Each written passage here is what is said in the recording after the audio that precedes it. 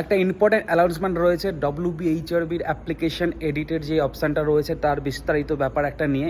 তো ফাইনালি আজকের তো এডিট অপশানটা অন করেছে 23, 24, 25 এই 3 দিন এডিট অপশানটা অ্যাক্টিভ থাকবে, তোমরা এডিট করতে পারো।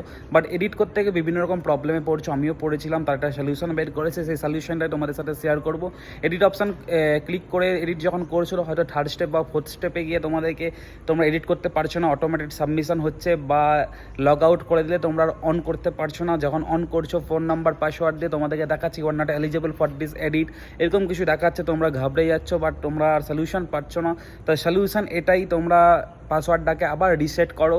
পাসওয়ার্ড রিসেট করবে কী করে, ওখানে রিসেট পাসওয়ার্ড অপশানে গিয়ে তোমরা ওখানে ফোন নাম্বারটা মারলেই তোমার ইমেলে একটা ওরা মেসেজ আসবে, ওটিপি আসবে, ওটিপি পুট করে নতুনভাবে আবার পাসওয়ার্ড ক্রিয়েট করতে পারো।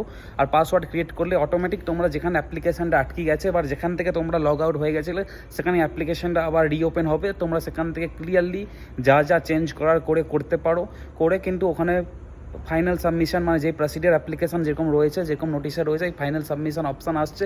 ফাইনাল সাবমিশন হওয়ার পর সাবমিশন হচ্ছে।